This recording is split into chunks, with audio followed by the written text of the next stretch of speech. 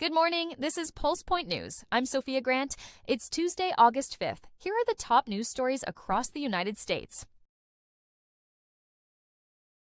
U.S. stock markets surged Monday after a weaker than expected jobs report fueled hopes for an interest rate cut. The Dow Jones Industrial Average rose 585 points, snapping a 5-day losing streak. The S&P 500 and Nasdaq both gained over 1%.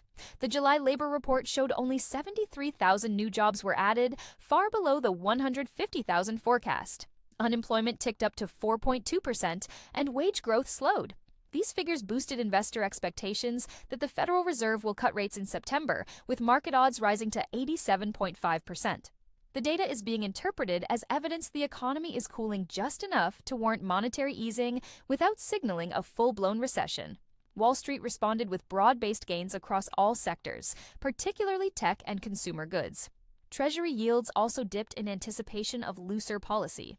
The market's rally suggests traders are increasingly confident the Fed will act soon to support growth.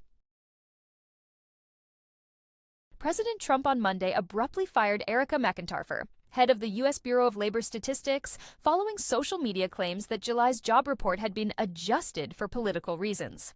While no formal evidence of wrongdoing has emerged, critics across party lines are raising alarm over political interference in federal data. The firing comes just days after Trump called the jobs report suspiciously low. In a separate development, Federal Reserve Governor Adriana Kugler announced her resignation the same day. Though she cited personal reasons, financial analysts believe the timing points to internal pressure and possible unrest within the Fed. The White House has not commented on who will replace either official. Economists and lawmakers warn that these personnel changes could undermine public trust in the reliability of government data and the independence of U.S. financial institutions. The fallout is already sparking concern across Wall Street and Washington. Over 3,200 Boeing defense workers in the St. Louis region walked off the job Monday, launching the company's first major defense-related strike in nearly 3 decades. The workers, represented by the International Association of Machinists and Aerospace Workers, overwhelmingly rejected Boeing's final contract offer over disputes involving pay, healthcare benefits, and job security. Union leaders say the offer failed to reflect inflation and Boeing's profits from recent defense contracts. Boeing has activated contingency plans to minimize disruption, but acknowledges potential delays in key military programs, including the F-15 fighter jet line. The strike comes amid broader labor tensions in the defense and aerospace industries, where rising costs and tight deadlines are straining employer-worker relations. Negotiations may resume later this week, but both sides remain far apart.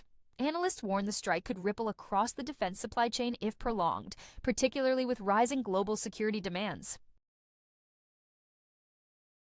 Tropical storm Dexter has formed in the central Atlantic Ocean, becoming the 4th named storm of the 2025 Atlantic hurricane season. The system is currently moving westward at around 12 miles per hour, with westward at around 12 miles per hour. According to the National Hurricane Center, Dexter is not expected to make landfall and poses no threat to the U.S. mainland. Forecast models project that the storm will remain over open waters and gradually weaken later this week. However, meteorologists note that ocean temperatures remain higher than average, creating favorable conditions for more tropical development in the coming weeks. While Dexter is not expected to cause damage, officials urge coastal communities to remain alert as the peak of hurricane season approaches. So far, the season has seen fewer landfalling storms than last year, but forecasters still predict an above-average number of Atlantic systems between August and October. The Trump administration is sending Special Envoy Steve Witkoff to Moscow for urgent talks with Russian officials ahead of a key deadline. The U.S. has warned it will impose additional sanctions if Russia does not agree to a ceasefire in Ukraine by Friday. The visit underscores escalating pressure from Washington as the conflict continues with no resolution in sight. Ukrainian President Volodymyr Zelensky visited troops on the front lines Monday, renewing calls for stronger U.S. and NATO support. The Kremlin has remained silent on its intentions, but analysts say Russia may be using the U.S. deadline to leverage concessions. Witkoff's trip marks the highest-level U.S.-Russia contact since spring. Diplomats remain skeptical of a breakthrough, though the White House is pushing for a last-minute deal to avoid further economic confrontation. With time running out, the situation is growing increasingly tense in both capitals.